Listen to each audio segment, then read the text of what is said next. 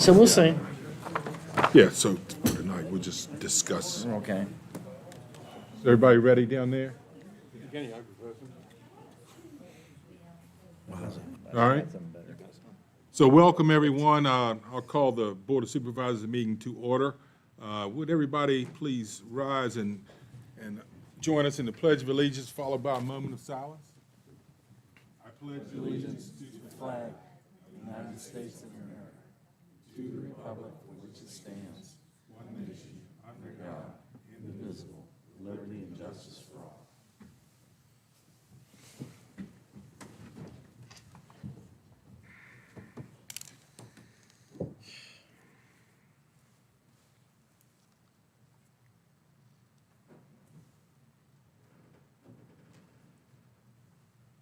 Okay, thank you very much.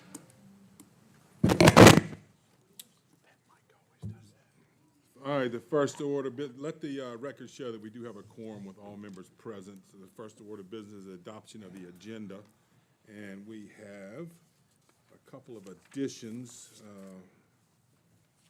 Right, Mr. Weekly? Yes, sir, Mr. Chairman. So first, to let you know, since the agenda packet was posted, there have been some either recommended items or ones that just came to us today. So, for example, the number 12 Hoover Ridge lease, we got notice from Ms. Weaver of that termination notice. So we've included that now in your packet to consider for you to amend the agenda today.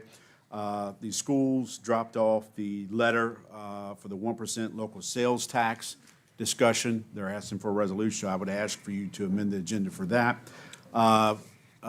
Vice Chairman Jewett and the EDC discussed today. I'd like to add a discussion item of legislative meeting under discussion for the purpose to invite your state representatives for an upcoming discussion of your legislative priorities. Also spoke to Supervisor Snyder. We would like to add on discussion River Basin Commission as it pertains to Mountain View Nursing Home and the permit renewal.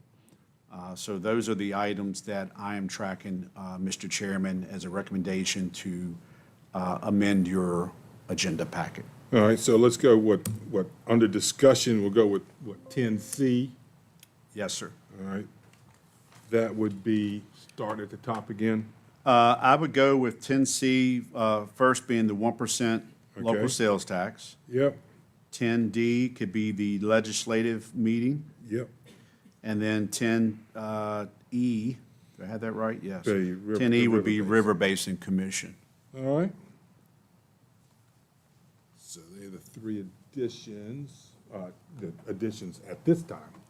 And we've already captured the Hoover Ridge lease as number Right. 12 on your agenda. Anything further from the board? All right, hearing none, I will accept a motion to adopt the agenda as amended. Mr. Chairman, I move that we adopt the agenda as amended. We have a motion and a second to adopt the agenda as amended. Is there any further discussion? All right, hearing none, all in favor say aye. Aye. Chair votes aye, opposed nay. Very well, motion carries. All right, first order, the next order of business, I'm sorry, is public comment. Is there any general public comment? We will do this again at the end of the meeting.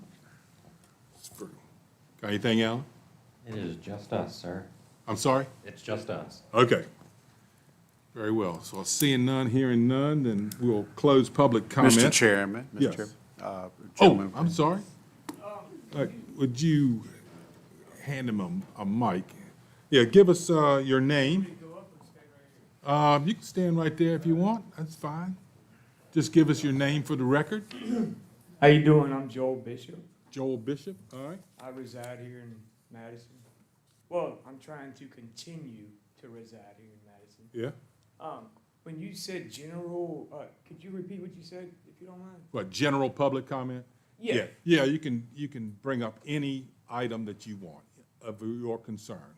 Okay. Doesn't have to be something that's on the agenda. Yeah, Or in front of us tonight. It's just whatever you, on your mind. Cool, man. All right. So, yeah, I have a couple of things on my mind. All right. Actually, let's start with, shoot. Sanitary district. Oh, yeah, sanitary district.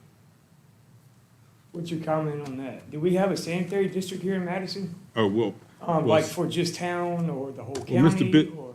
Mr. Bishop, this is public comment. This Oh. is where, this is not a back and forth thing. Yeah, That's- okay. That's all right, that's I fine. don't, I'm sorry, it's my first one, I'm actually kind of No nervous. big deal.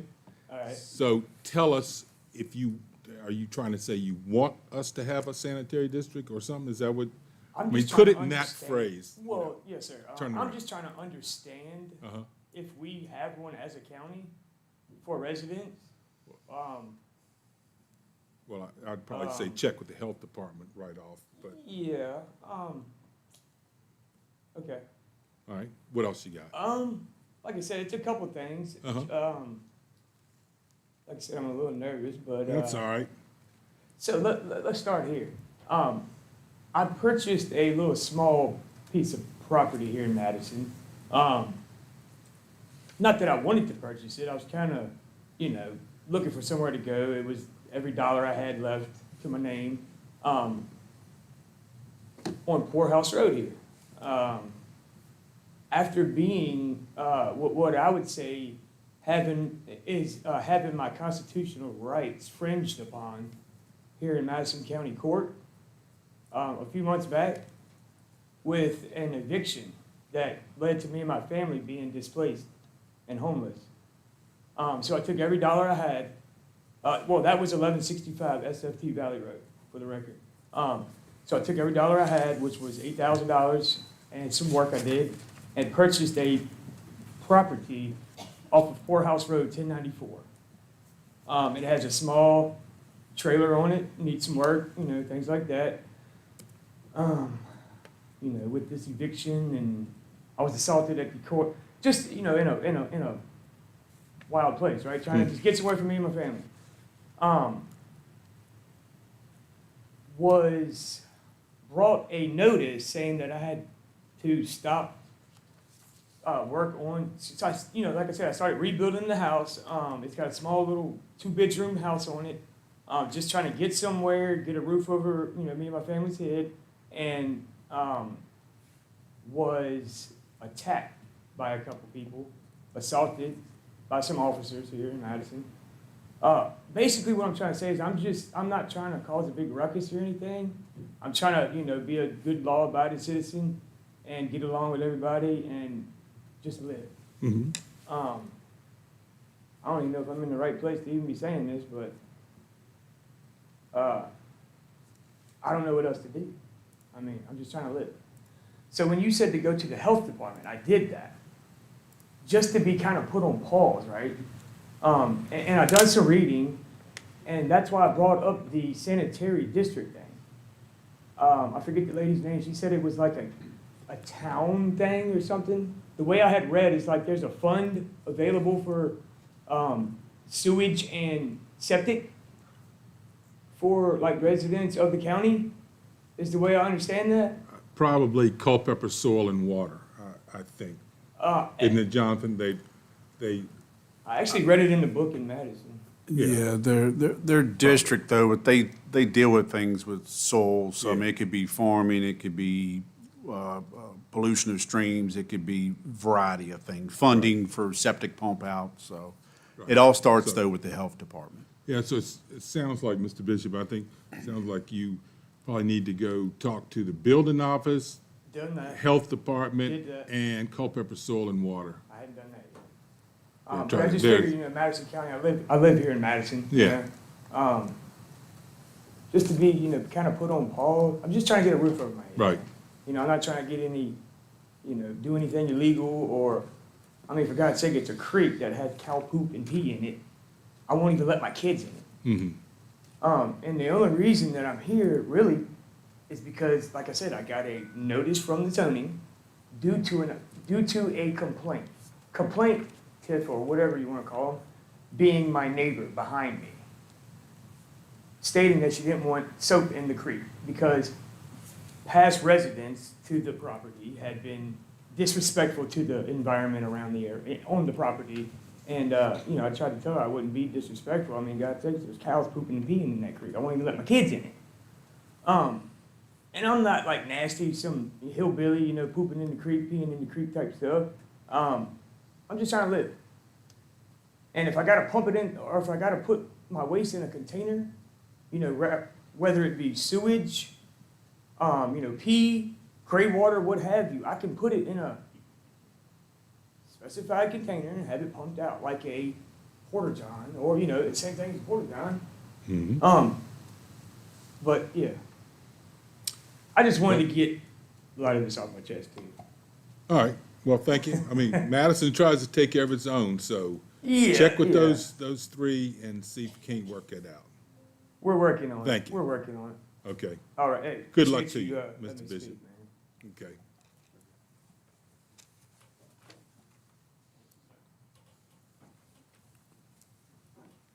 Any other public comment? I'm sorry, I missed seeing you raise your hand earlier. Oh, no, Anything? he called it pretty fast. Okay.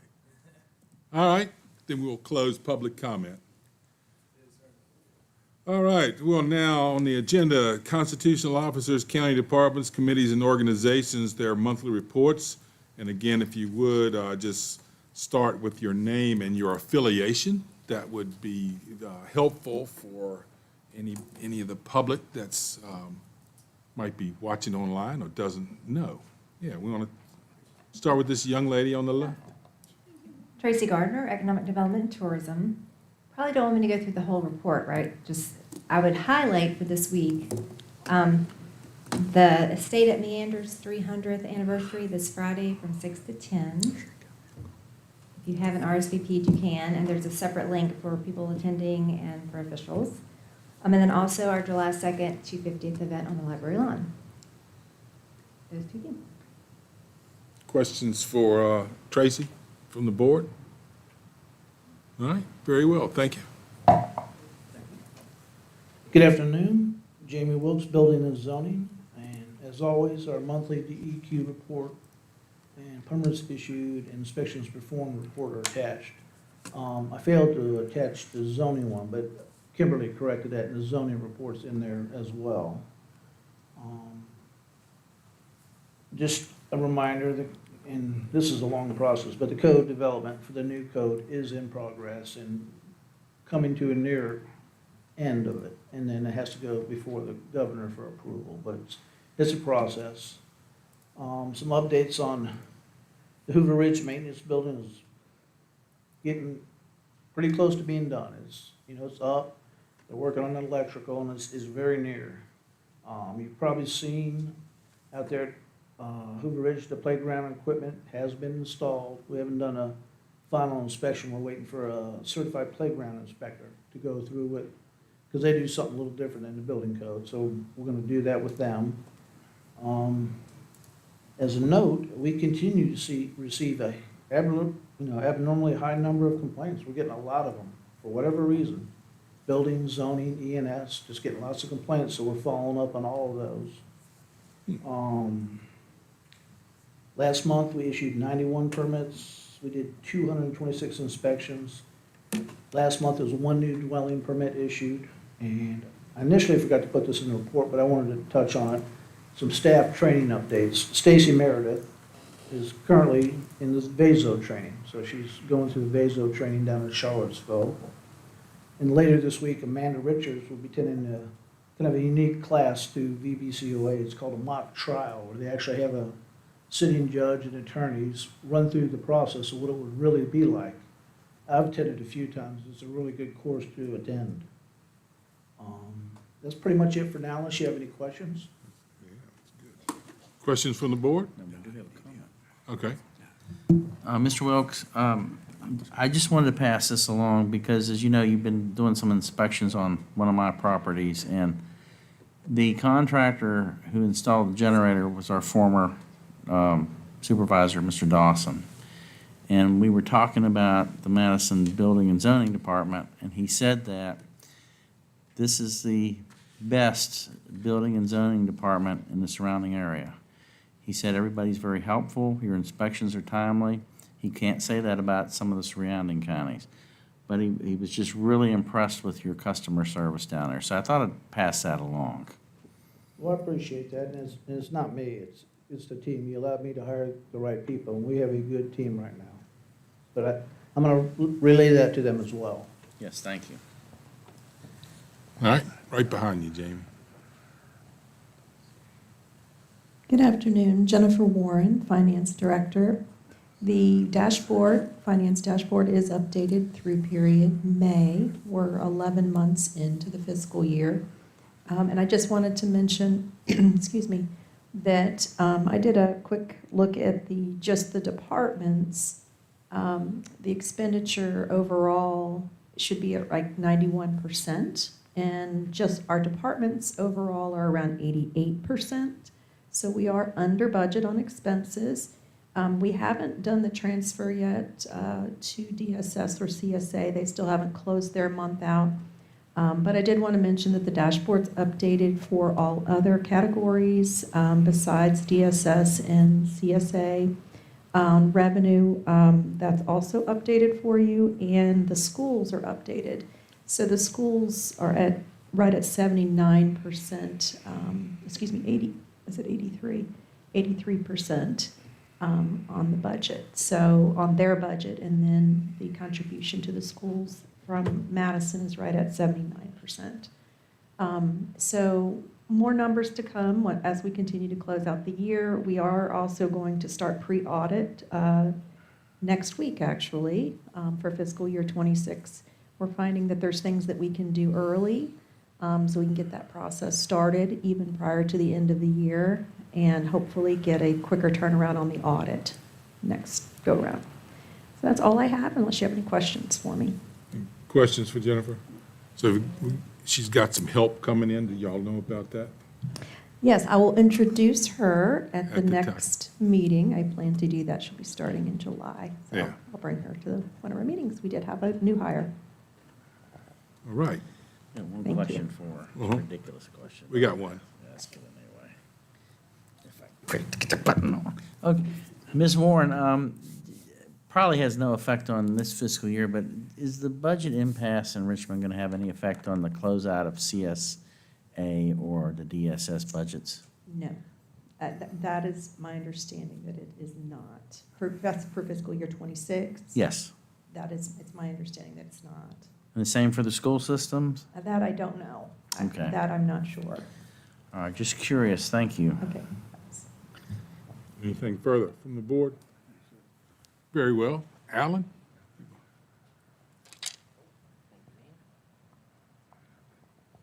Good afternoon. I'll try to keep mine short and sweet. Your focusing name, on- sir? Oh, that's right. Alan Berry, IT Director for Madison County. Gotta stay on. I know. Almost had to smack Gavin back here. So the first bullet, we are putting together a full scope cybersecurity plan in tandem with Magna 5. We're still working on that. I've set up quite a few meetings with them. We are going to be moving to simulated phishing attacks in the month of July. So those will come in basically emails that will be attempting to trick people into falling for phishing scams. We will be monitoring that, seeing how great we're doing, which hopefully we are. We will be having Huntress installed on our endpoints as well, so that will allow us to be proactive rather than just reactive with our current antivirus suite. And we will also have on-demand security training for all users, which will basically be short-form videos that will say, here's how you respond in the case of some kind of cyber attack. If you think you've been phished, this is what you should do. These are things you should look out for in your emails to make sure you aren't hacked. And then on the other thing, I have to apologize for Ms. Lita. We took our sweet time with the camera overhaul project, but we are finally there. We're going to start on that, hopefully the very beginning of July, and it will be great, and everything will work 100%. Under budget. There you go. Questions from the board for Mr. Berry? All right. I had one, but You got I'm one? talking too much. No, go Shut ahead. up. Mike's got me talking a lot tonight. Alan, if I get the opportunity, would you be willing to I'd like to visit you and kind of go over the cyber plan? I'm just for information for me. Absolutely. I don't know how, I'm particularly interested in the pen testing protocols, because that's a potential minefield, legal minefield, without, if you're not careful. So, I mean, just out of my curiosity, I'd like to stop by sometime. Yes, sir, anytime. I know you're doing a great job. Thank you. Okay. I would just say that the animal shelter is also doing a fantastic job. We know that.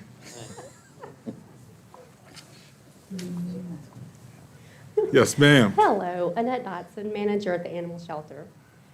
With the help of IT, we updated the shelter protocols. Next, we'll be working on updating the shelter's operations manual.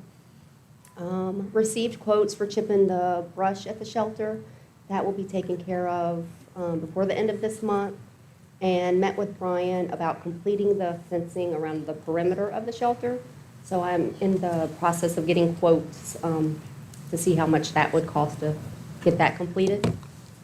At the moment, there are 8 dogs in the shelter, 2 in adopted homes, 6 cats. 2 of those are adopted, waiting to go home. That's all I have. Okay, questions from the board? All right, thank you, Annette. Thank you. Chief? Good evening. Gavin Helm, EMS Chief. Got to get used to saying that. Last month was another busy month. We had a total of 203 calls toned out for service. Average response time was 8 minutes and 34 seconds, so that was excellent, definitely within the plan. We did have 15 mutual aid requests, of which we answered 3 of those. And those were between green and orange. We had 0 mutual aid into Madison County, so we did not have to request service. The NUA times, we had 18 incidents. The minimum time was 5 minutes, 34 seconds. The max, 1 hour, 54 minutes, and 53 seconds, so almost 2 hours. Our average was 41 minutes and 50 seconds when an NUA was called. And the total time NUA was 12 hours, 33 minutes, and 16 seconds. I believe that's a little bit less than last month on that. So personnel, a little bit of an update here. Obviously, things have changed as our lineup has changed within the department. We are technically fully staffed at this time with 1 person on military leave.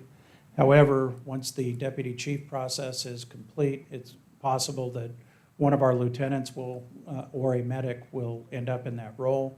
We'll have to backfill that person, and we are currently interviewing for the lieutenant backfill for Tiffany moving to community paramedicine, which will also require an FTE replacement on a shift.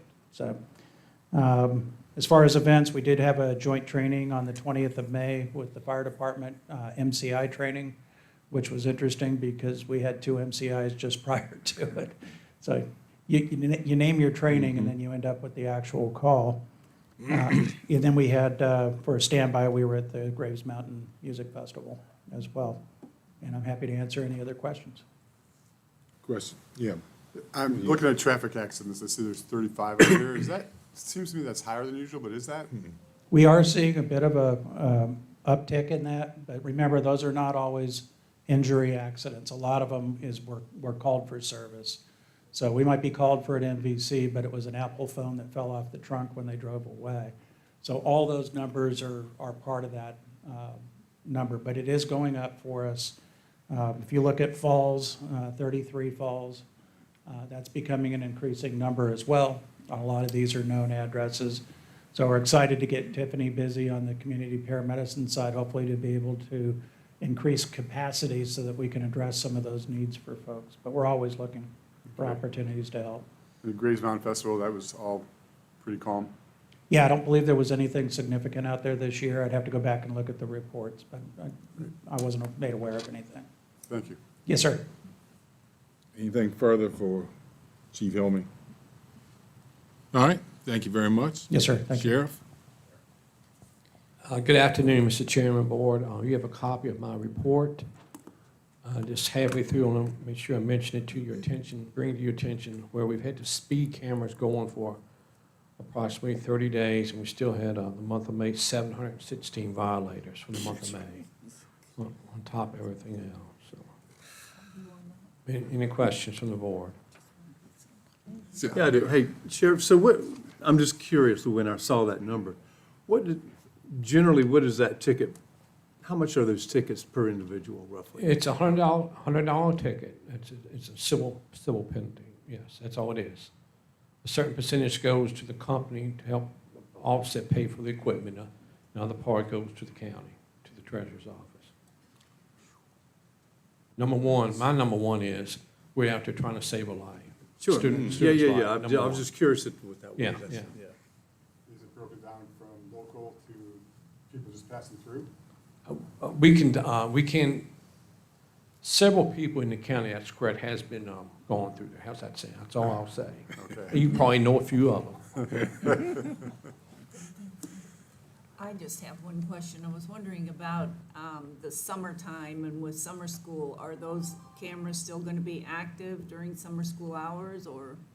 Only time it is active during school hours, which is basically the main, August through, in the 1st of May. That's all. Okay, okay, I was just curious. Thank you. Anybody else? No?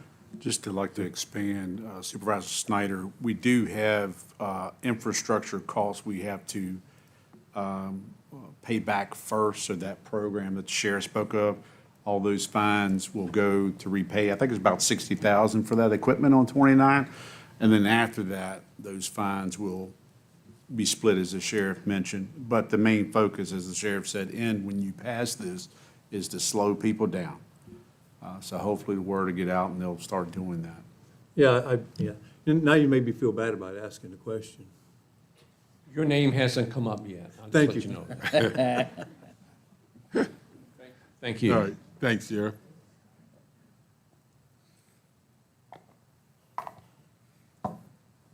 Good afternoon, Mr. Chairman, and my name is Mike Powell. I'm a new member of the Blue Ridge Committee along with Bruce Bowman.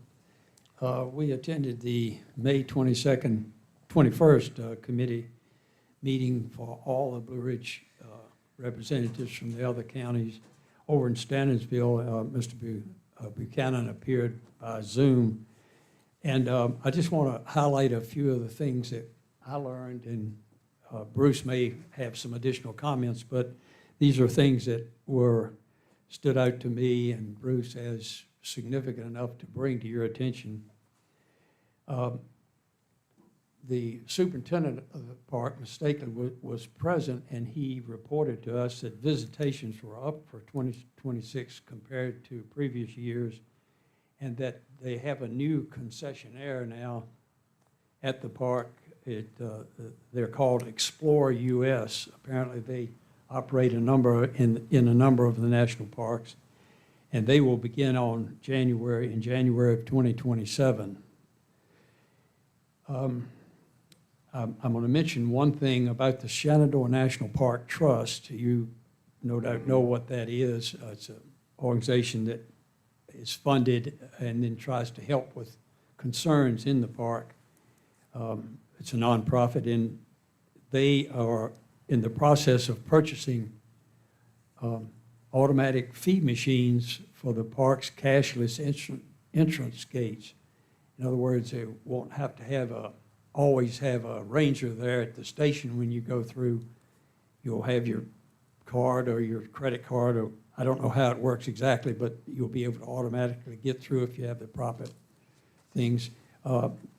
The superintendent indicated that he was going to keep a park ranger there for a while until that smooths out when those are installed. Another concern that the superintendent brought to our attention was that the firefighting services that will be performed in the Shenandoah National Park will fall under the Woodland Fire Service Department. That's been a newly created fire suppression unit nationwide under the Department of the Interior. And I think I'm saying what it appeared to me was that contact when there's going to be a fire concern for either Madison County or the park will be somewhat different from what it used to be. And whenever I run into Troy Coppage, I'm going to mention this to him too. I didn't understand exactly how, but if there's a fire, there will be a contact person because it won't be locally operated by the superintendent and his crew. Of course, you'd want to notify them anyway. And in that regard, he mentioned that there's maintenance going on along all the power lines that come into the park and enter through Madison County and other counties in the Rapidan drainage area, and it's being negotiated with the Virginia Department of Wildlife Resources and other private landowners, and because there is a continuing concern about trees falling on the line and causing a fire. In addition, there's new work going on the old rag parking lot. I think you all are aware of that, to make some repairs. And temporarily, again, parking will be allowed on the leased parking lot the Lillard family has below during that time. And also, there's going to be a additional contact visitor building and restrooms at the Old Rag Trailhead. There's ongoing traffic studies that are being conducted to determine how many people enter through which gates. And that's mainly a concern of the gates where you have a public road enter into the park. I wanted to point out, there was one other thing that was interesting.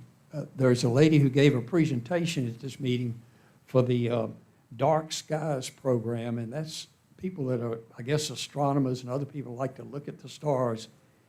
They have programs in the park at night, and they have been very successful and are interesting because the light pollution up there is much, much less than anywhere else. I wanted to bring your attention to a communication that I received from the executive director of the Shenandoah National Park Trust, because these are concerns that will affect everybody who uses the park, including Madison County. As you know, there's been a budget staff reduction in the park, 25% reduction in staff. And in addition to that, there was a 43-day shutdown last October that cost them revenue of about $2.4 million in uncollected fees. And so there's problems with funding things that they need, and the Shenandoah National Park is trying to help by paying for some of the things. And the other things that have been, some of the things that have been cut, for example, are funds for fighting invasive species and air and water quality monitoring, which of course is very important to the people downstream from the park, because that data has to be collected, and the downstream water quality people depend on those things. And the final one was somewhat of a communications concern that we noticed was the superintendent said that when people call to ask him a question about what's going on or what is your policy about this or that, he's been limited in communications that he can make. And if he makes a written communication through a letter to respond to this county or anyone, it has to be sent to the Department of Interior first for review before it can be published. And both Bruce and I were talking about that. Sounds like a change and a little bit of a concern about the way we communicate with our neighbor. That's all I have. Mr. Buchanan, do you have anything you want to add from being at the meeting? No, just to go back on the dark sky idea, the woman talked about, we don't have that here, and we're talking about that in our Economic Development Committee about possibly making a regulation or something like that that would help drive tourism here if they know that this is a dark sky county. Because we know, like, a lot of the different local venues, not just up in the park, they do astronomy events, and it's well attended. It's well attended by people with money, and they stay for 2 or 3 nights, and they spend their money here and go home. So it's something that's really near and dear to our hearts, you know, especially the businesses that are in the area that can profit from that and then bring money into the county. So. Yes, sir. That was described to us in some detail about the way we can install our lighting fixtures under code, which will be directed down rather than into the atmosphere. Correct. And then we're one of the darkest places in the county is in Syria, almost up against the mountain, where it's just as dark as it is up in Highland County. So it's a good place to start for sure. Yeah, talking about dark skies, they measure darkness in Bortles, Bortle, on a scale from 1 to 9, with number 1 being the darkest. We do have number 1 darkness in some of the hollows back in the mountains here, but generally Madison County rates 3 to 4, as does Shenandoah National Park. So it'd be nice if we didn't go any higher than that, for sure. Because I think Greene and other counties were higher than us, right? That's correct. Yeah, if you take Ruckersville, Yeah. I mean, they're gonna be up 8, 9. Right. Golfzilla or whatever that thing is. Ruckersville. We're kind of in the donut hole because we have Culpeper far enough away and Charlottesville Yeah. far enough away. We just don't want that to come here. Yes. All right. Who's next? Lauren, is it you the last one? I'll bring it up. Lauren Gordon, again, pulling double duty, social services and the school board. The update for social services that I have to share is just that the state is really pushing emergency preparedness, shelter preparedness. So we've had some conversations with the state person, and I have finished all of my ICS trainings. So hopefully we'll be ready and when anything happens. And still waiting on the budget. That's the story of everybody's lives, right? Yeah. And the school board, just kind of business as usual right now. Graham and I attended the school law conference last week and got to hear kind of more information about collective bargaining if it passes. Kind of not if, but when it passes, and kind of the different versions that there are of it, and some other new policies that are coming down. All right. Questions for Ms. Gordon from the board?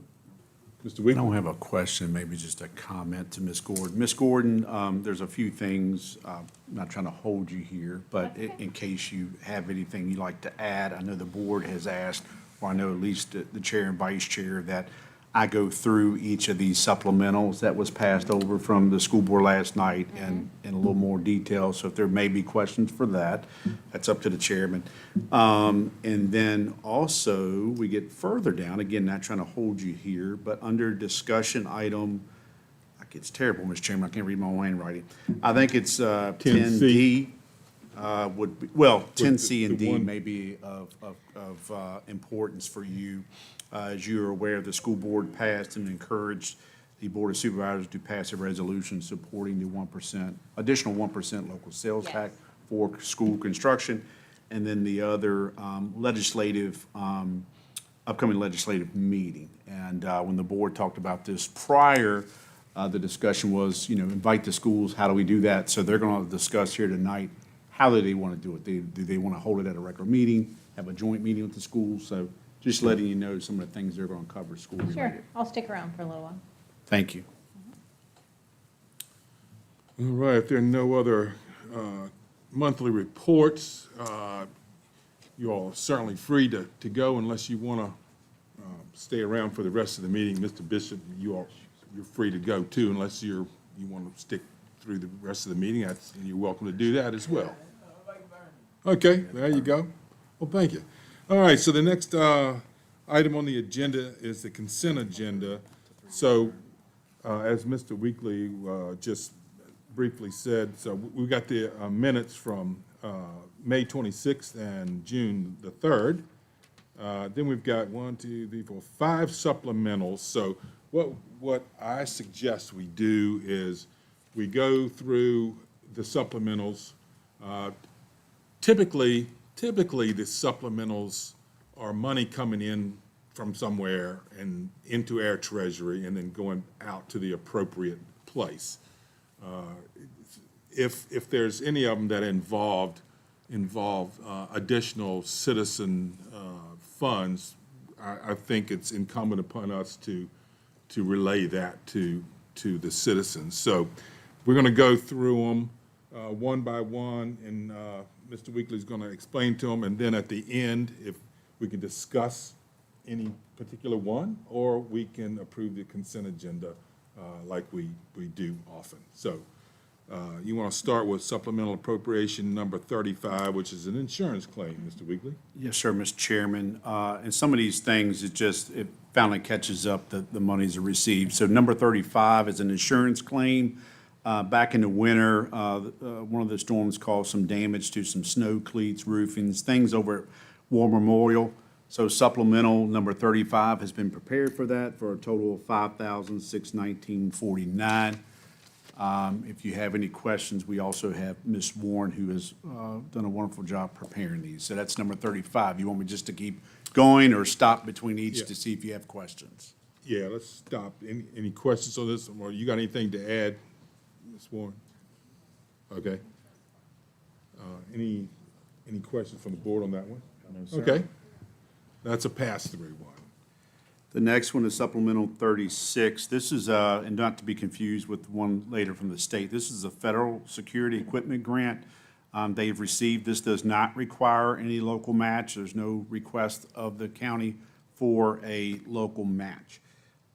It's just a request to do supplemental appropriation and put it into the specific category, the 4,000 function. That amount is for $71,731.01. So that is for the federal security equipment grant. So is this a one-time grant, Jennifer, or there's?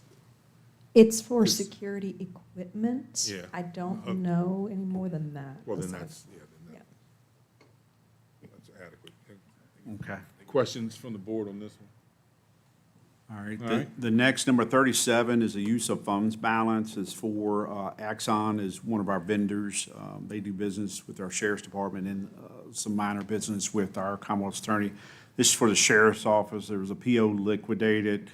There was an invoice that came later. There was some turnover to it at Axon. So this is a use of fund balance. So the money that actually was liquidated that went from FY '25 back into fund balance, this is a request to do a supplemental to use fund balance for the total, I just let it get by me, $19,955.89. Again, this is an invoice from the vendor. We do need to satisfy that. Most of our invoices are a net 30-day. Ms. Warren, anything on that? Just that this specific vendor had a lot of accounting staff turnover at the time, and when we pinged them last fiscal year to see if that invoice was coming, we were told it wasn't. And then, excuse me, so we liquidated the PO. Sheriff's office was under budget because of the liquidation of the PO. That money went back to fund balance. And now, we just now get the invoice because their accounting staff changed. And we are under contract for this amount, so. Okay. Questions from the board on this one? No, sir. All right, moving along, Okay. the supplemental 38 for the state security grants for the schools. This is a request of local funds for a 25% match.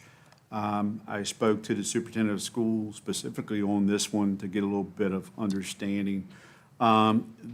These items are planning to procure were discussed at a prior joint CIP committee meeting, as you may know, but just for the audience's knowledge, the joint CIP committee consists of 2 board of supervisor representatives and 2 school board representatives.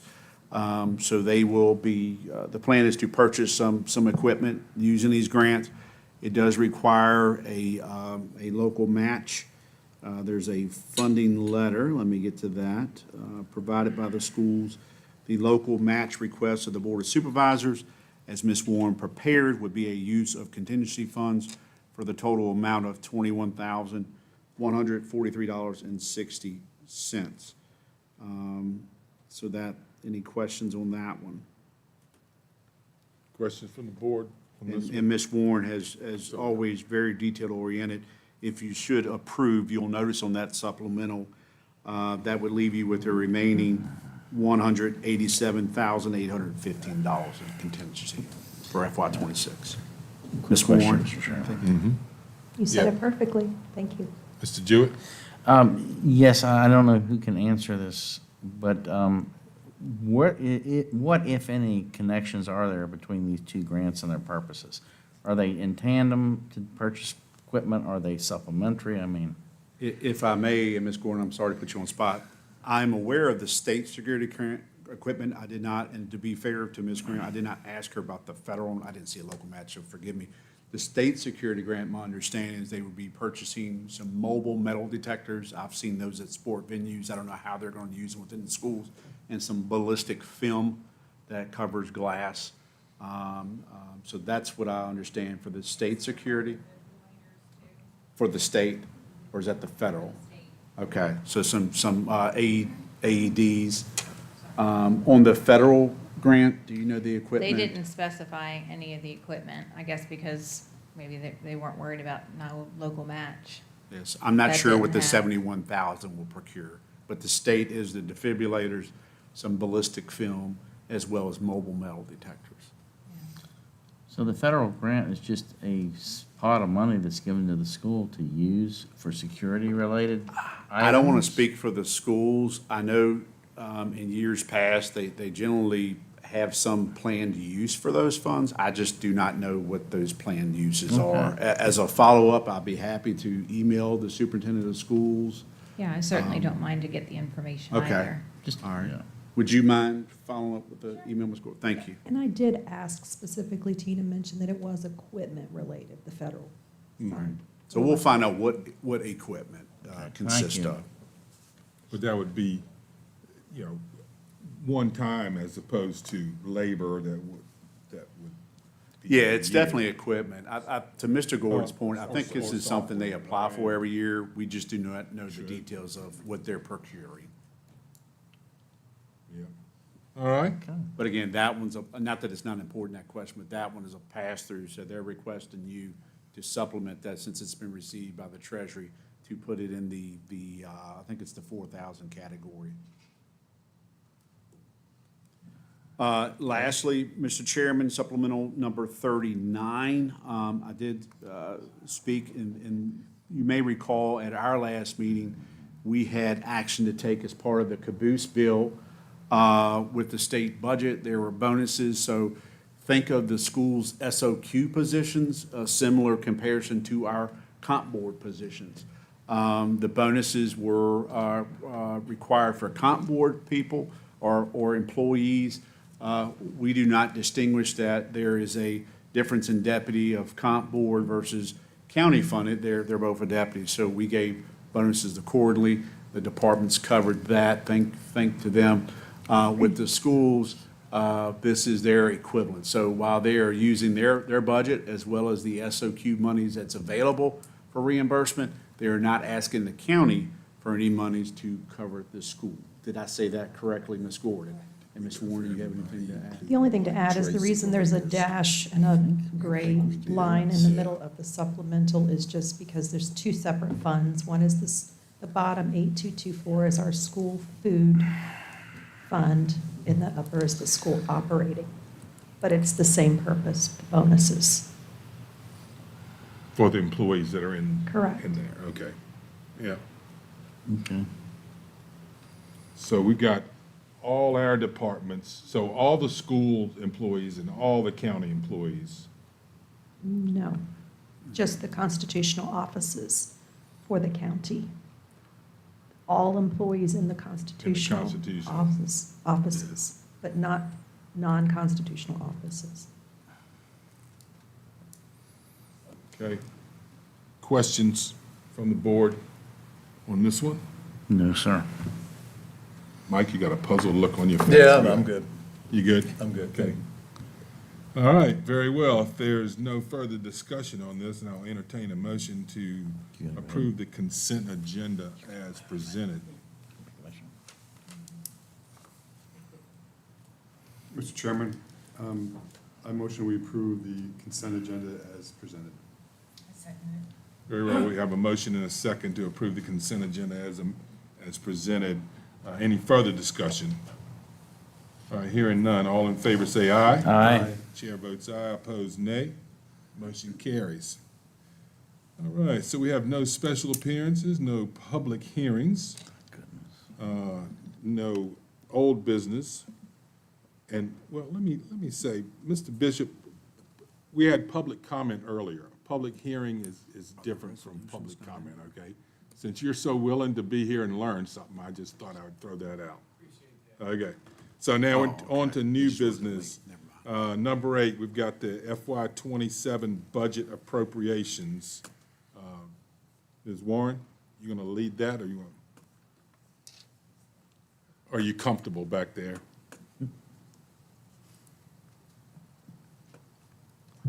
This was a joint effort between Kim and I. We put together the resolution for the appropriation for the budget. So the first resolution, 2026-13, is for the Madison County operating budget, which also includes the schools. And if you scroll down you'll see the numbers there, and this was exactly as the same numbers that were in the approved budget.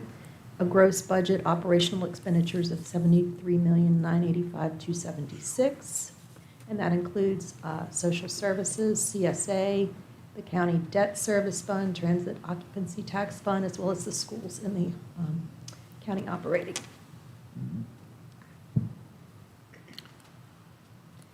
And then if you want to go to the next, Now, we'll take action on this one, Okay. I think. there's no change in the numbers from the budget adoption. Right. So, I mean, I've been asked before, well, we approved the budget already, what's this? Well, this, just because you approve a budget doesn't mean you don't appropriate the money, because we have, in the past, it's rare that we have appropriated a portion of the approved budget, so that's what the difference is, so further discussion on Resolution 2026-13 or a motion? Mr. Chairman, I move to approve Operation Resolution Number 2026-13. I'll second. Very well, we have a motion and a second to approve Resolution 2026-13. Is there any further discussion? Hearing none, all in favor say aye. Aye. Chair votes aye, opposed nay. Okay, motion carries. And then the other question that I get asked all the time is, what is Madison's budget? You know, is it 74 million, or is it the 74 million less what we get from outside sources? So there's always two different answers to that, in my opinion, which Yeah, I think is, huh? Yeah, there's, You know? and and it also includes some of the other funds besides the operating Right. as well. So anyhow, just to throw that out. Yes. All right, so next order of business is Resolution 2026-14, which is the capital budget for FY '27. And the capital budget is broken down into 3 categories. One is the County Capital Improvements Fund, which is our fund. It was $382,100 was in the budget. The County Capital Asset Replacement Fund was $1.253 million, and the Schools Capital Asset Replacement Fund was $1,007,554, for a total budgeted capital expenditures for 2027 fiscal year at $2,743,180. All right. Questions from the board on the capital appropriation? All right. Hearing none, I'll entertain a motion on Resolution 2026-14.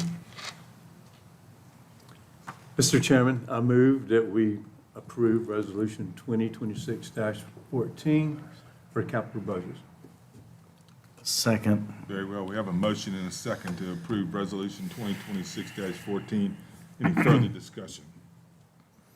All right, hearing none. All in favor say aye. Aye. Chair votes aye, opposed nay. All right, motion carries. Thank you. All right. Thank you, Ms. Warren.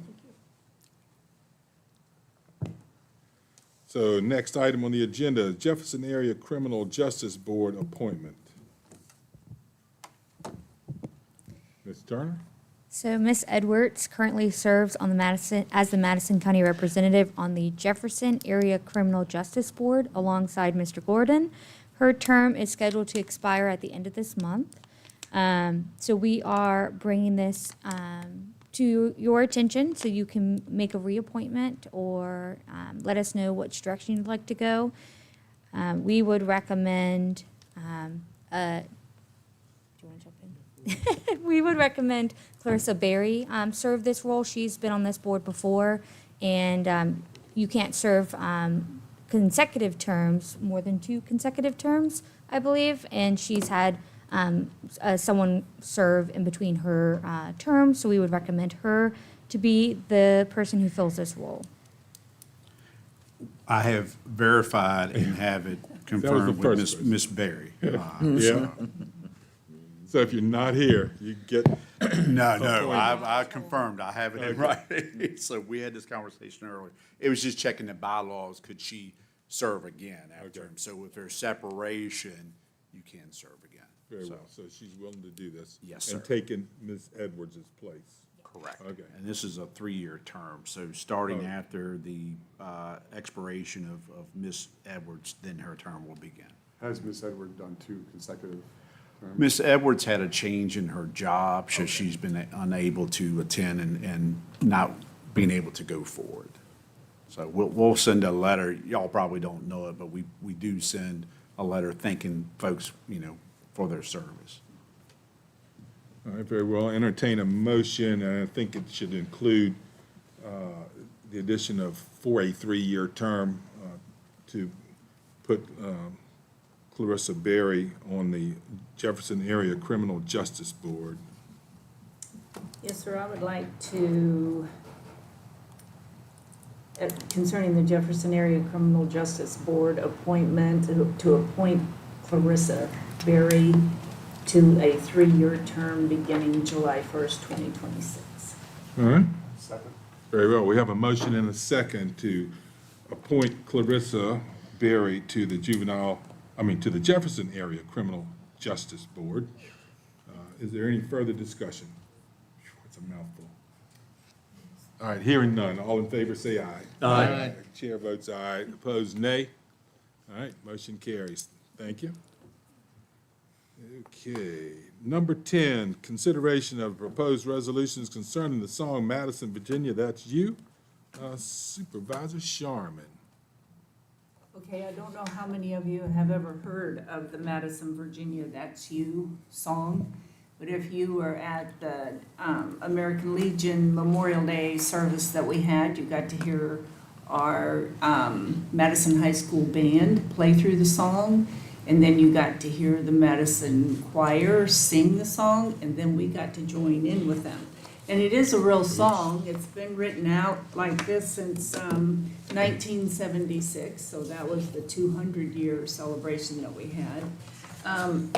What we're trying to decide today is, are we going to use this song as our 250 celebration, or are we going to go ahead? Do I do both of them right now? Yes, Ms. Sharma, I recommend lay out the options. Okay, or do we want to use the, or do we want to have this song be our Madison County song that we adopt?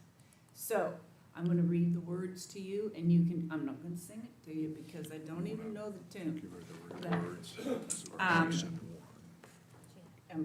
No, go ahead.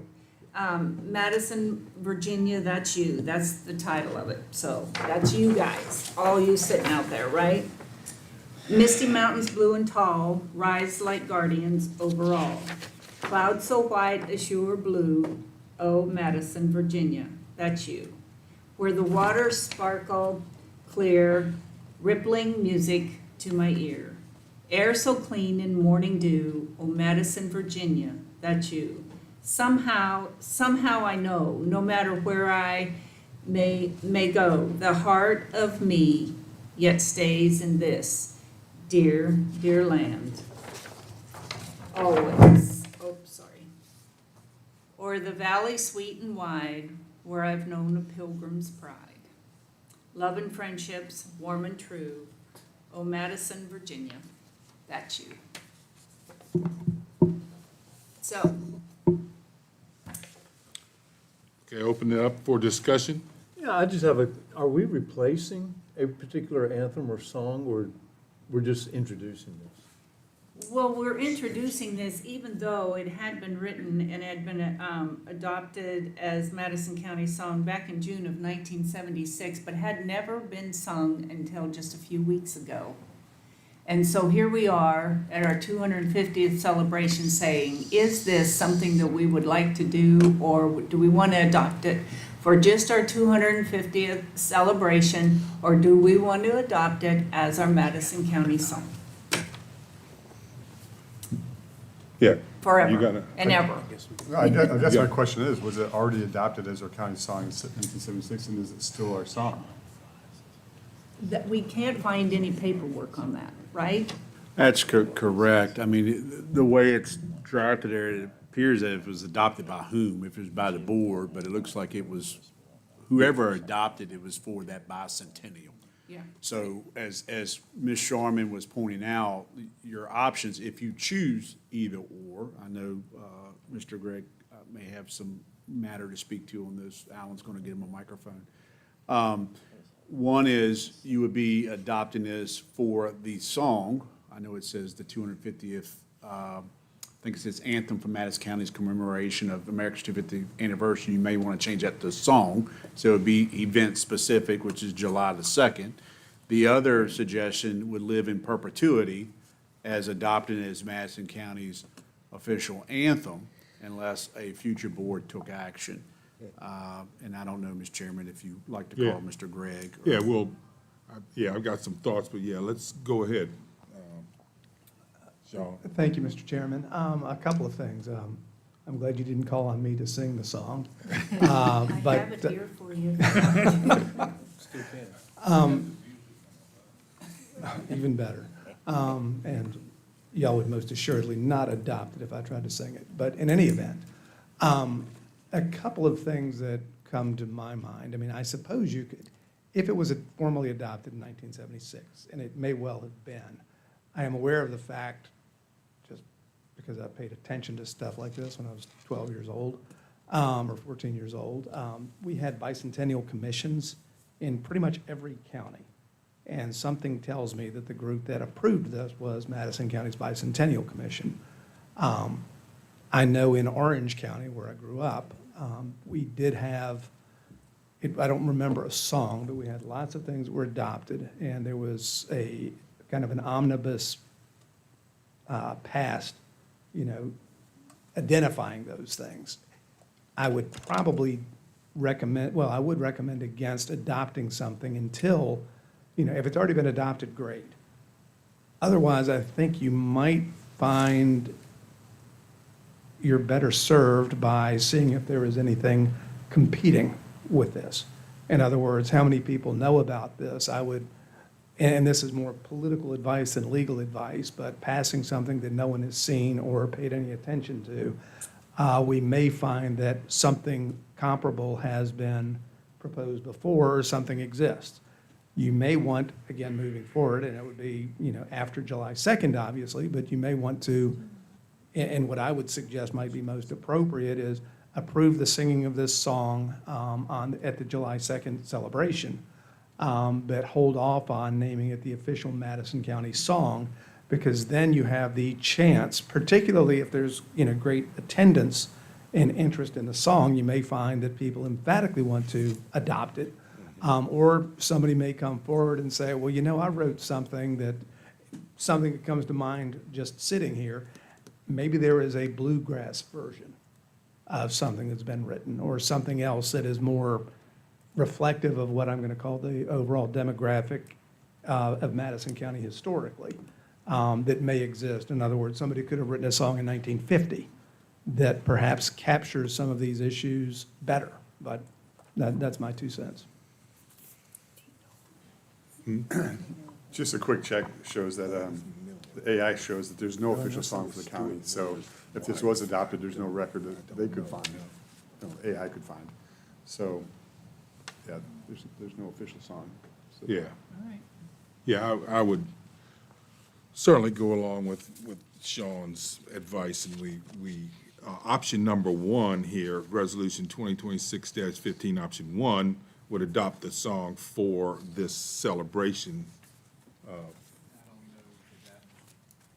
But If for that one, Mr. Chairman, if you want to wordsmith, the one you were referring to, sir, is on the screen. Yeah. That is specific to the event. I don't know if it matters if we want to just change out anthem for song. I leave it up to you and the members of the board and Mr. Gregg, but that's the only thing. If you're going with that one, may or may not need wordsmithing. I would suggest removing the language about as the official anthem, and simply say, shall be sung at the July 2nd commemoration. Because it just seems unusual. That good? Well, we have an anthem, we have an official anthem for 3 days. Yeah. It doesn't. All right, well, True. let Supervisor Sharman, what do you think? Does that sound acceptable? Yeah, I think so. All right, so, I could ask some of my committee that are here, like Tracy, maybe, and Kimberly, what do you all think? Saying makes sense. I don't remember seeing anything in any of these billboard information saying something else. Right. But it might be good to wait till after the event, too. to adopt something, yeah. Yeah, All right, I'm good with that. then let's wordsmith this to remove, let's see, as the official anthem for Madison County's commemoration of America's 250th anniversary to, let's see, as the song, to be sung on Madison's July 2nd celebration? Okay. Yeah, that's on. How's that, Kim? You got that? Got it. Okay, good. All right. Yes, so I'd entertain a motion to that effect. I'm so moved. All right, there you go. Second. All right, very well. We have a motion and a second for a version of Resolution 2026-15, option 1, as changed. So, any further discussion on this? Hearing none, all in favor say aye. Aye. Chair votes aye, opposed nay. All right, motion carries. All right, so under discussion, we have added a 10C, which at last night's, was it last night? Yeah, it was last night, wasn't it? At the school board meeting, they put in a request to the Board of Supervisors to place the 1% local option sales tax for school capital projects on the November 2026 ballot and ask us to consider that. Well, so I wanted to put it on the agenda for discussion tonight. So who would like to kick that off? Mr. Jewett, you want to, or Mike? Jim can do it. Oh, You're Mike. good. I Yes, was sir. hoping you would do No it. problem. Okay, this has been discussed for quite a while since it was first proposed, and I believe in a previous General Assembly session. But this is a option for localities by voter referendum, meaning that we don't approve it, the public does, the voters do, to enact a 1% additional sales tax with the revenue being dedicated for school capital projects. Let me see. I don't think that the final actual resolution has been passed because it's part of the budget. It's part of the budget impasse at this time. But essentially, this is, my understanding is, from previous drafts anyway, is that this is exclusively for capital improvements, school construction, renovation, even acquisition activities. It can't be used for any type of operations, salaries, et cetera. I also, which I don't see in here, but my understanding is that there is a 10-year sunset on that. I don't know if that's in the current resolution. Mr. Gregg, do you know if that's still the 10-year sunset on this? If voters were to pass it, it couldn't be for longer than 10 years. I do not know the answer to that question. I could probably have an answer by tomorrow afternoon. and let you know.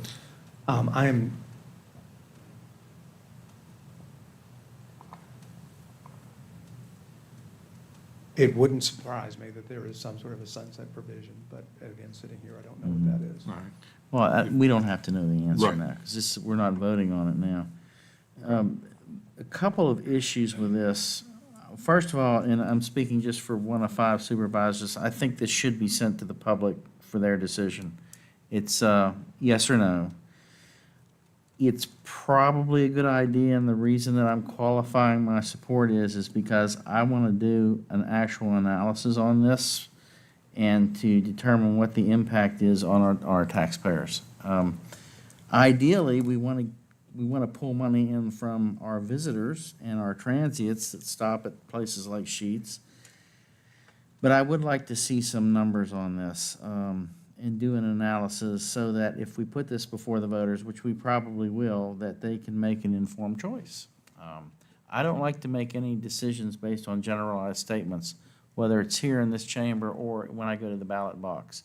So I think it's only fair to the citizens that we do that. And I'm going to take that on probably with Mr. Smith. That's all I have to say about it. Yeah, go ahead. So I think this is a great idea, put it on the ballot for an up or down vote. But what I don't like, it sounds like it's open-ended. So wouldn't you have like a total amount, like these capital projects need to be done in the next 3 years or 1 year, whatever it is, and have that amount passed or shot down? Yeah. So having it open-ended like this is really not, to me, it doesn't make much sense. And if it's good for 10 years, that's not good either. So, Well, part of the scenario planning would be to work with Mr. Timmons over at the school to see get some estimates on what a renovation would be, what a new building would be, and then we work backwards from that. but that number would be on the ballot? Is how much? No, we can't No. put that number on the ballot. It would be in this analysis that would be available to the public. Okay. So we'd work backwards, and then we look at how much it would cost with regard to debt service, how much this could contribute to the payment or the investment. And, bottom line is, if I'm taxpayer, and I am a taxpayer, is it going to increase my property taxes to renovate the school? Is it going to decrease my property taxes to renovate the school with or without the 1% option? There's different options, just to give you a bottom line, because when voters ask, and we have to be, I don't think we necessarily have to advocate or challenge this, but I think when voters ask us, what about this, why is this on the ballot, we need to give them the best information we can and let them make an informed decision. That way, if they say yes, then I think there's a broad, strong consensus in the county for the 1%. If they say no, then there isn't, and we'll have to find alternative forms of financing, but we all know that there is a major investment within the next 5 or 10 years in our school systems. So that's just to try to answer your question. It's not going to throw numbers. We're going to try to come up with these different scenarios. So I think to that point, would this allow you, be a voter referendum, first it's got to pass the budget bill, as you said. And just a side note, I keep saying this, but I have to keep saying it. If you do elect to pass a resolution that's just about the school, or even want to consider putting on the ballot, I've talked to the registrar, the deadline to do so is by August 14th to make that ballot. Okay, so I did also find out that it will be standard language provided by the state, so we don't have to create our own language. And I'm going to do some reading on this. I spoke to my counterpart in Rappahannock. They just recently went through some discussion on this, so we'll look through some of that. Right now, there's budget language out there. To Mr. Gregg's point, I'll do a follow-up with you. I can't do it here tonight to see if there's a provision on it or not. But again, this is proposed language for the budget bill. I'm not sure what's going to come out of it. I do think, to your point too, we've had some discussion that if it does pass the budget bill, you want to put it on a referendum, we'll have to develop some talking points of why this is necessary and what's it for. But it does allow for counties to opt, if it passes, to add that additional 1%. And then it doesn't have to be, as understood right now, it doesn't have to be spent every year. You can consolidate that to a specific project. It gives you time to figure out amounts. Obviously, the school has their CIP, but, if there's major renovations or construction, this is certainly an avenue for that. We all know we have deferred maintenance costs on both sides of the house. This would be a good start in trying to, if there's any planned renovations, to find a funding source. And it's important for the general public to know, if this were to pass as written, it can only be used for school construction. It would be against the law for the county to budget it for some other purpose. But we have time to develop talking points on that, Mr. Jewett. As I said, I don't know how the rest of the board feels, but I think we need to be upfront. It's probably a good thing, but again, I want to know the numbers, and I think the public does too. Right. So Lauren, the letter that the school board sent us, there's some data in this letter to Mr. Jewett's point about, how much money would be coming in from the outside sources and the 20-year bonding capacity and all that stuff. So do you know who did the analysis from the school board side so that Mr. Jewett can reach out to them? Graham, okay. Yeah, okay. So Yeah. that, some of that stuff is in there. And just as a note, the 1% tax does not apply to food and what else? Yeah. So the 1% would not go to those things, so but, yeah, there's a long way to go. I mean, right out of the gate, I think this is a good idea, but I agree with Supervisor Jewett that people have got to be educated on, what this is. Because, Mike and I sit on the CIP thing, and right now, we're tossing around the $40 million number. $40 million, which we're supposed to get the report in September, is it? Yeah, I believe it is. Oh, it's going to be August? Yeah, from that. I think you just started it last month, right? Okay. We missed a month. We missed last month, Yeah. so maybe it was 2 months ago. I thought when we agreed to say go, they thought by August we would have numbers. Okay, so Could be, yeah. right. But it's going to be 40-ish, regardless of whether we renovate or go new. So we have some significant ground to make up. And as a side note, this is just another reason why we're pushing development, economic development, specifically our tourism, and also trying to get some more businesses on 29 to capture some of that money that's running up and down the road every day.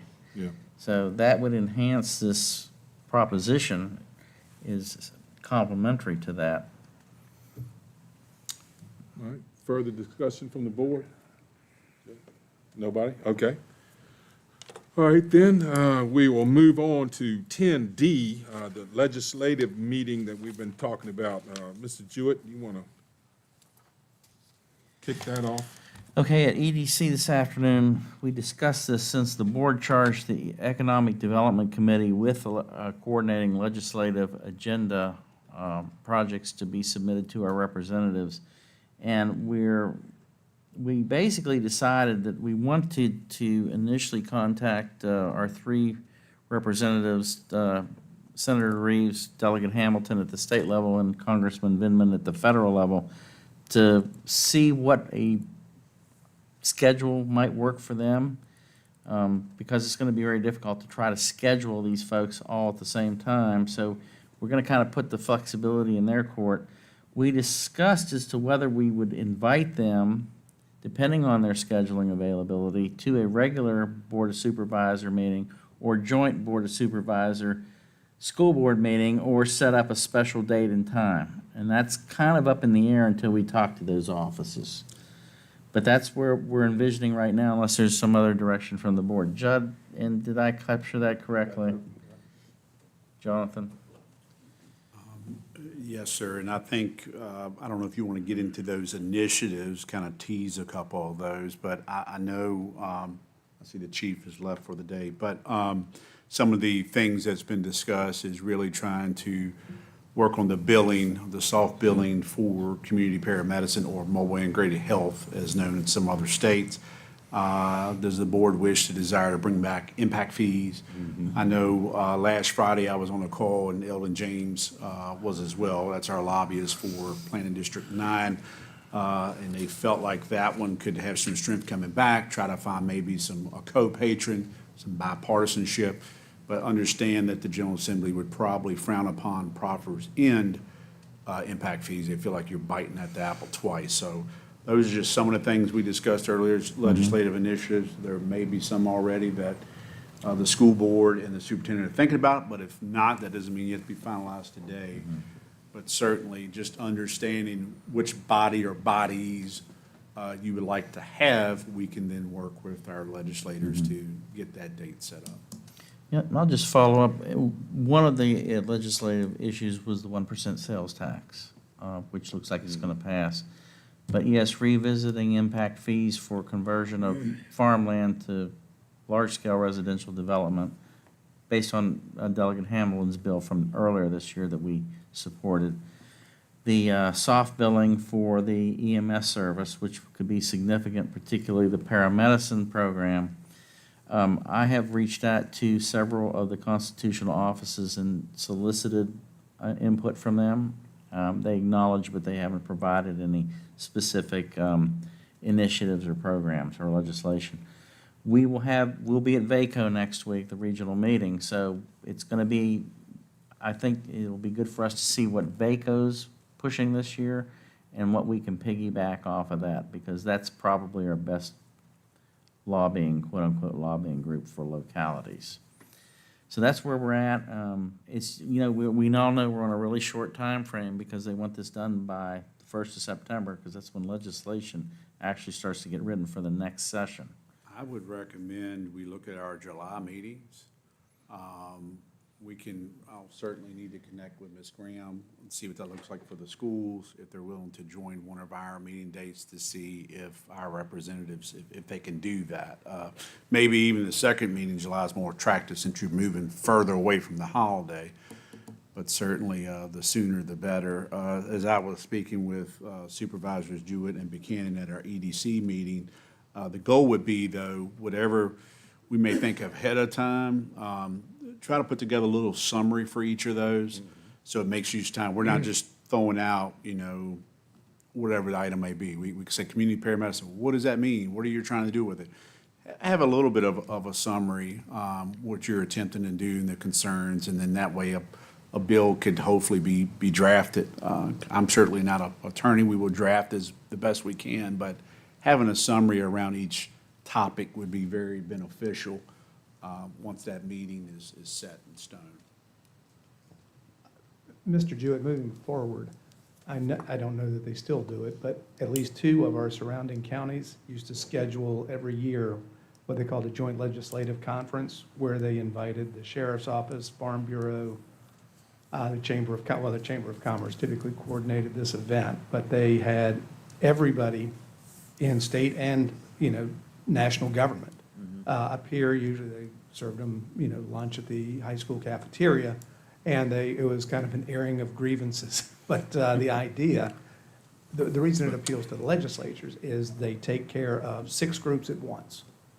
And it may not be a bad idea to reach out to other groups in Madison that may want some face time, for lack of a better term, and see if that makes it more appealing for some of our representatives to clear their calendars.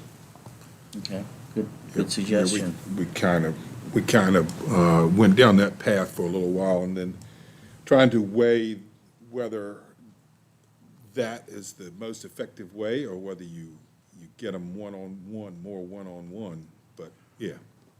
And Mr. Weekly, you were talking to Fauquier County about. Yeah, Fauquier does it exactly as Mr. Gregg described. Also on that call last week, Brian and I saw Patrick Monty at our regional preparedness meeting too. He had recommended, inviting someone from VACO to attend. Certainly we would invite Patrick as well, because those are folks who ultimately will either support if it's locality specific or the region. So the sooner they have information, and maybe they could help, as far as input. So I definitely think that's the best approach. So you still got the 20,000 population exemption on the list for bringing back We can put the that on. review by the planning commission of, We could put that back on. We'll definitely, when we go through this, that actually did get sponsorship in both the Senate by Reeves and the House by Hamilton. But the impact fees only were sponsored by Hamilton. yeah, So we'll work on it. okay. Sooner the better. All right, then we'll move on to 10E, the River Basin Commission. Mr. Snyder? Yeah, so after the public hearing the other day concerning the Mountain View Nursing Home, and I know Judd and Jonathan were both there, and forgive me if I missed anybody else that were there. After the meeting, I kind of wanted to say something during it, and I thought, well, I'll just think about it later. But I wanted to, without being a judge or jury, representing the people and the Mountain View Nursing Home, would like to probably try to get somebody else involved in another commission. And being I'm the board liaison for the Rappahannock River Basin Commission, I thought Wood was a good place for that, because they're involved with everything water-wise downstream, almost starting from this county and a little bit up, going into the Rappahannock, from the Robinson and the Rapidan, it goes all down that way. So this seems to be one of those areas where water pollution might be of concern to them. So one of the head guys there is Eldon James, who we just spoke about. And I sent him a letter, would they be concerned, or would they want to get involved with this? And he basically sent me something back saying, well, if this was something that the majority of the board would be interested in being a part of, I had asked Mr. Alexander to write a cover letter stating some of the facts and presented it to Mr. James, and that's what he had come back with. So Jim had written this letter up, and Mr. Eldon read it, and I think there's some interest there that could possibly put a little, if need be, some pressure on DEQ. And once again, what I'm trying to do is just make sure that DEQ does the right thing in making the right decision. They act upon in the rightful way of what needs to be done. Whether Mountain View is right or wrong, or we have the public's concerns on this. And all I'm trying to do here is just making sure that if there's somebody else that can help us with that, being the board doesn't have any authority over any of this.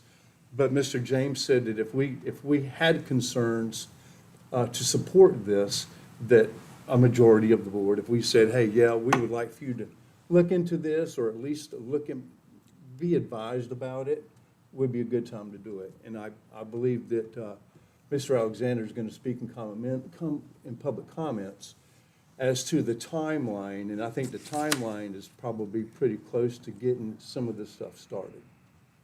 And I think Jonathan and Carter, you were on this past board before Right. I was, and maybe you could speak for the commission as well on that. Yeah, well, the Rappahannock River Basin Commission deals with all things water in the river basin, even though the Rappahannock River starts in Rappahannock County and it does not come through Madison, we still feed that. So they're always interested in water issues, flood data and all that kind of stuff, which they're very involved. They put in those meters all over this county and whatnot. But,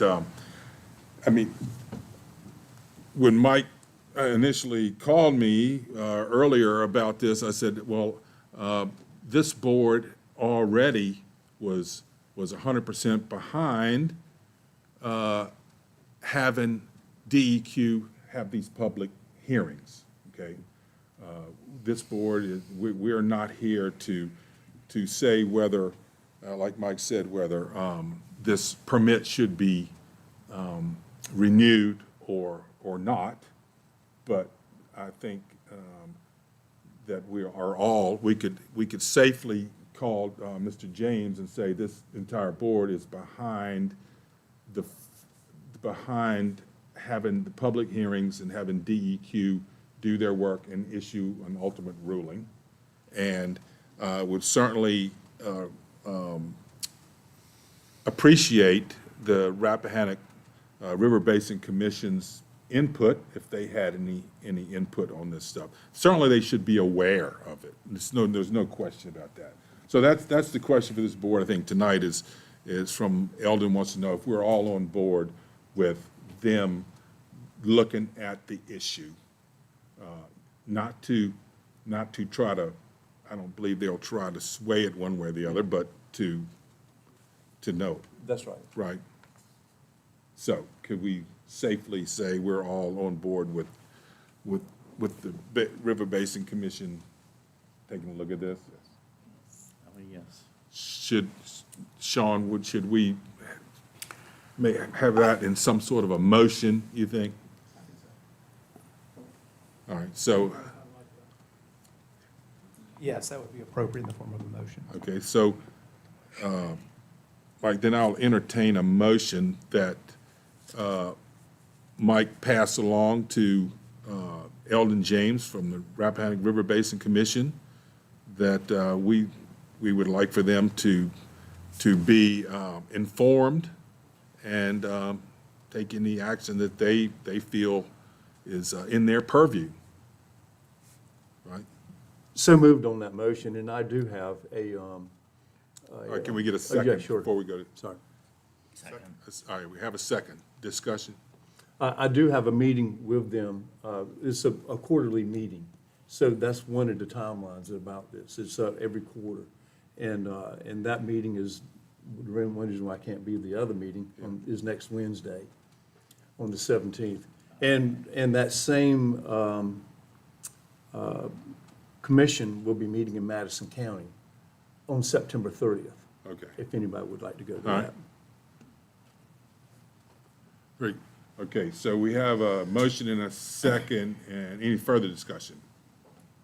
Very well. All in favor say aye. Aye. Chair votes aye, opposed nay. All right, Mr. Alexander, you got anything to? I wholeheartedly thank you for inviting the Rappahannock River Basin Commission to get involved here. The lyrics of that song, "Water Sparkling Clear," that's what we've been about for the last 7 months, okay? And this is a statutory process with the Basin Commission. And I should read, it's only a couple of sentences, what their purpose is. It's very instructive to provide guidance for the stewardship and enhancement of the water quality. And it gives a forum to discuss the issues and promoting communication, coordination, education, and suggesting appropriate solutions.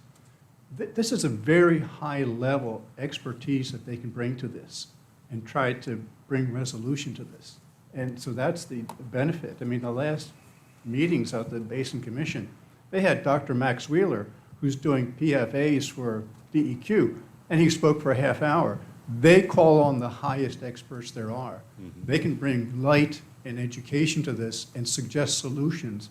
And part of their mandate is to talk to the administrative agencies. They can go right to DEQ and suggest, here's what we see, and give their views.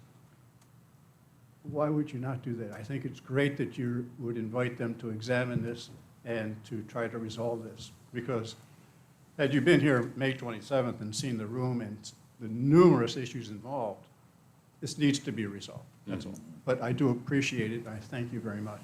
All right? Thank you. Thank you, sir. Anything further on this one? All right, then, under information and correspondence, number 11, Greene County Zoning Public Hearing Notice. Mr. Weekly. Yes, sir, Mr. Chairman. As Virginia code requires, if there's any zoning or things that are occurring in another locality within 1 mile of an adjoining county, that county is to be given notice. And we do that occasionally as well. I think we just had it with the store there on Route 15. You may be aware of the facility when you're headed 29 south after you cross the Rapidan, right there on the corner of Fredericksburg Road. It's a huge structure there. So there's going to be a public hearing on some zoning. I do not have the specifics. I can email that to you. My understanding is they're looking at farmers market and other use of that facility. It's making you aware. If there is public comment that you have, and again, I'll send you the specifics if it's a farmer's market or beyond. I think Kim has it there on the board. Certainly, if you want to make comment, I would go to the meeting on your behalf, or if you want to submit written comment, or if you have no comment. That certainly is your purview. But one, I wanted to make you aware of the public hearing since Greene County was so kind to meet the statute and give notice of this hearing. So that's all I had on the matter Okay. at this time, Mr. Chairman.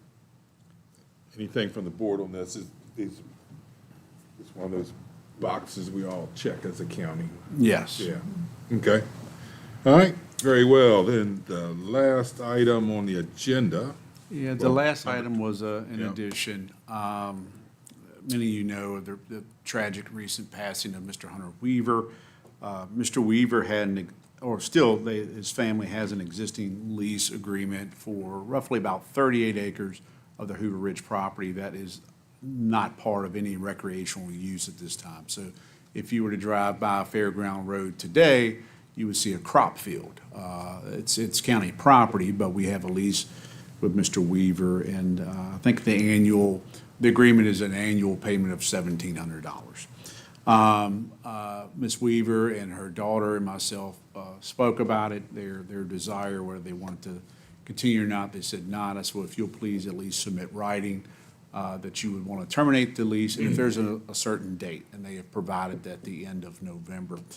What I would suggest to the board, if you are looking to continue wanting to lease that out, that type of activity, I certainly would recommend it. I think there's a benefit if a farmer is using it for crops or whatever doing, that the county does not have to maintain that piece of property. I mean, it is our proper responsible for it, so hear me out. But if that is the continued use you would like to see, then I would recommend authorizing me issue a request for proposal for a new lease agreement. And then if that's the direction you would like to go, we would certainly publish that in the news.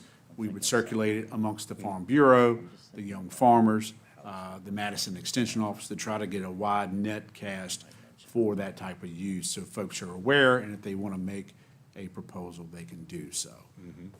Mr. Gregg, I'm not sure if there's anything else that's warranted around a land lease other than solicitation.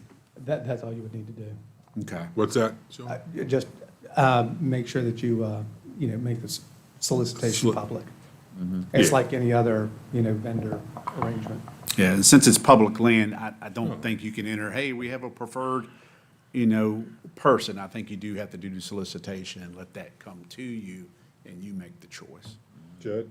Just a quick question. How many acres was that, and do we have other properties in the county that we do that with now? There are no other properties I'm aware of that we have other activity on, whether it be farming, crops, or any other activity. This one was unique. Mr. Weaver used to farm a lot more, where the current driving range is, for example, to Hoover Ridge, that he used to do hay. Back in the day, I remember he'd open up a certain section where he would plant sweet corn. The community could go in there and pick to the heart's content. He'd leave a small section. So over the years, as Hoover Ridge has developed, it's left that small portion. But to answer your question, there are no other properties I'm aware of that we have lease agreements for that activity. Certainly, we have lease agreements for buildings such as the arcade, the Historical Society.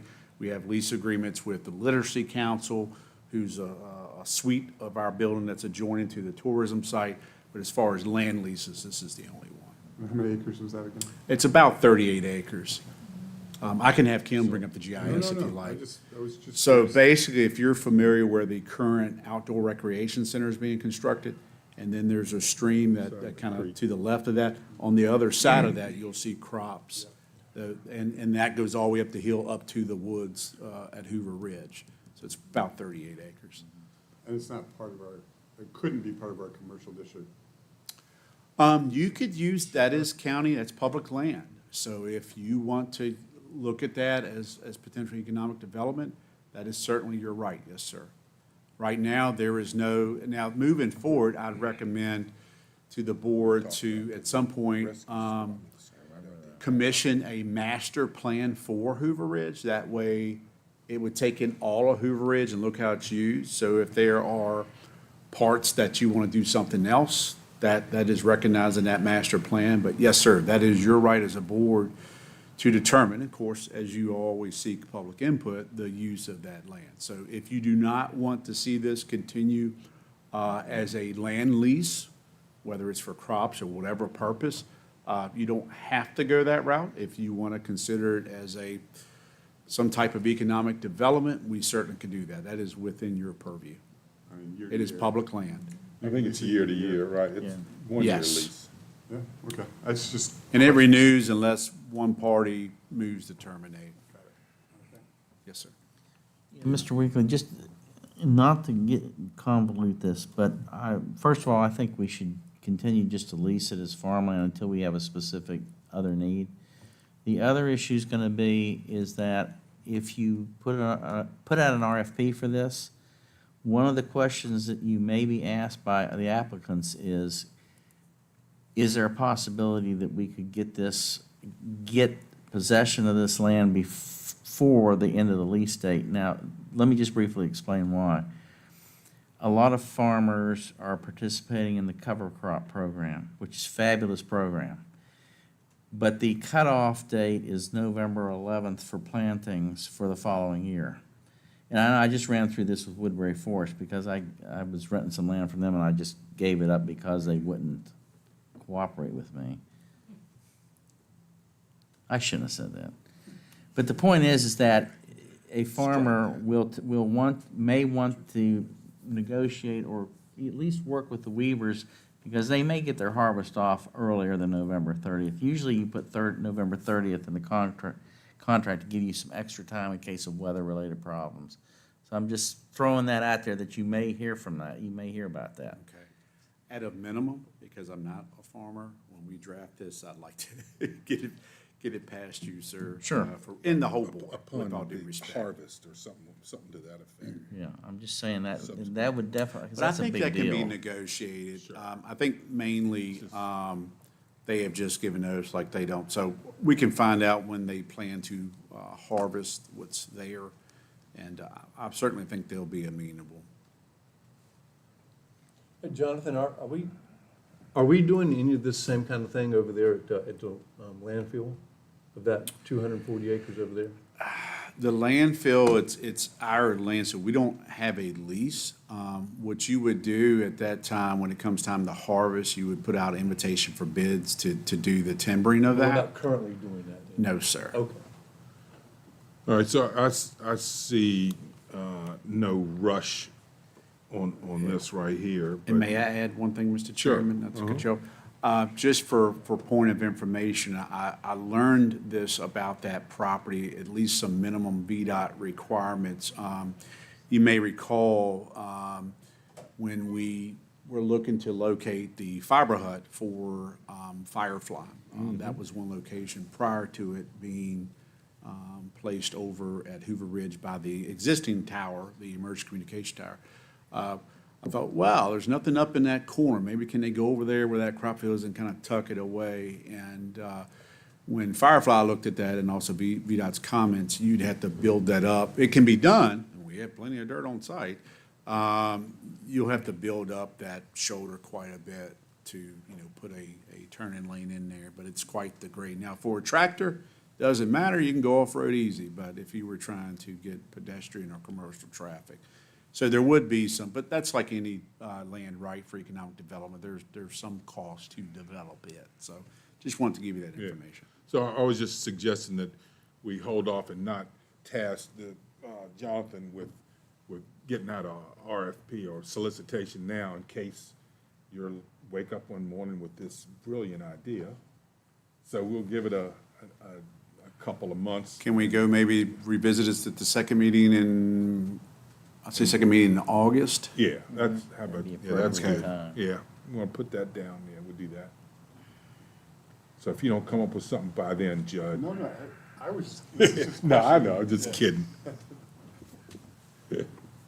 We can perk test, might strike oil, and that'll be Yeah. good for all of us. Okay.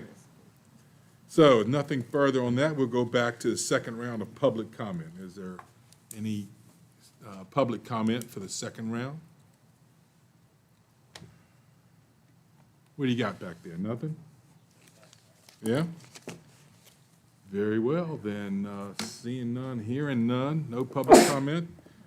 We have no closed session, so I will entertain a motion to adjourn.